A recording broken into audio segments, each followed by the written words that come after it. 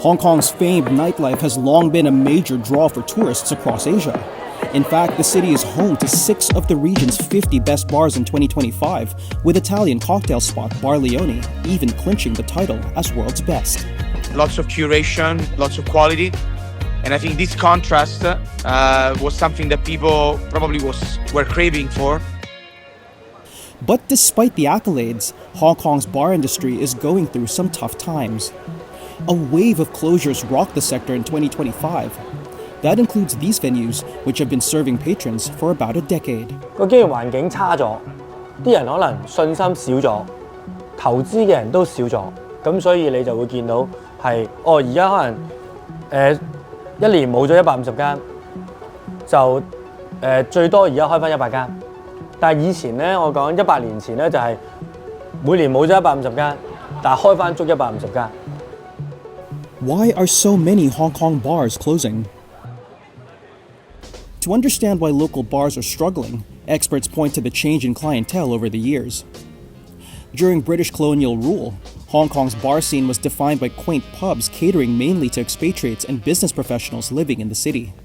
以往我哋香港嗰個酒吧業咧，其實係唔係主要唔係靠旅客嘅，主要唔係靠旅客，係靠本地人喺嗰度消費嚇。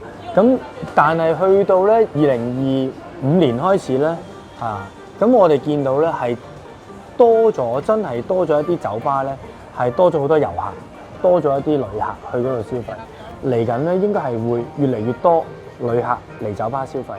Tourists have been drawn to these venues that have reinvented themselves as cocktail bars, live music venues, or clubs to attract a younger crowd. Still, many bars are struggling to retain their local clientele. With a growing trend of Hong Kongers heading north to the Chinese mainland for entertainment, the nearby city of Shenzhen has become a popular budget-friendly weekend getaway. Official data shows that as of November, Hong Kongers made over 82 million trips through Shenzhen's land ports in 2025, a 14% increase compared to the same period in 2024. Experts note that many of the visitors made those trips to enjoy Shenzhen's vibrant nightlife. 以前我哋可能香港人過去深圳，可能都係會比較麻煩啲，係嘛？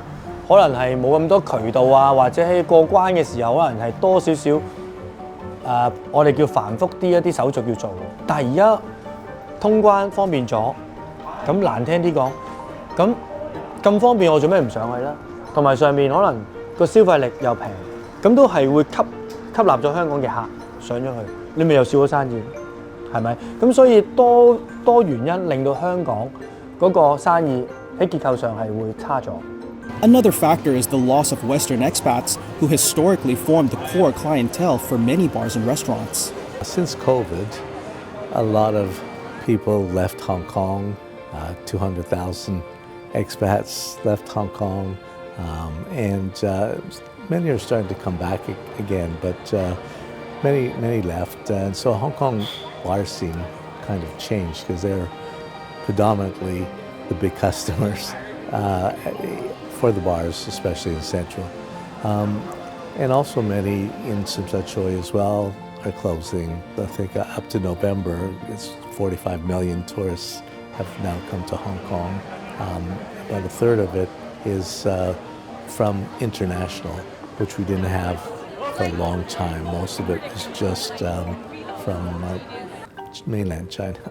And so Hong Kong is definitely changing now. Hong Kong's talent scheme is bringing a growing number of professionals from the mainland.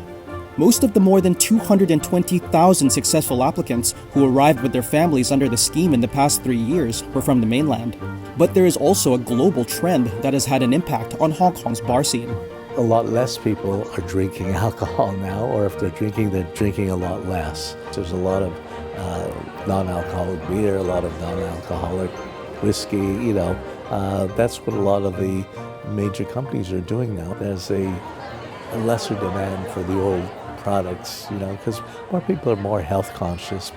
According to a study by Hong Kong's Department of Health, annual alcohol consumption per capita in the city dropped 22% from 2017 to 2023. But industry insiders say the shift only means bars must continue reinventing themselves. The reason being that people's tastes have changed now. They're really starting to think differently, go out differently. COVID changed a lot of habits. People don't go out as often as they did because they stayed home all the time. So I think that going forward now, though, the bars that didn't really upgrade, that didn't come up with new concepts, they're the ones that really are closing down. And then a new place opening is decorated very nicely.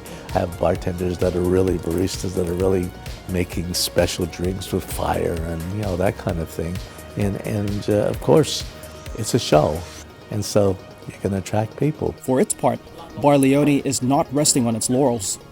Its co-founder says the secret to its success is not only in the quality of its drinks, but also in its ability to stay agile.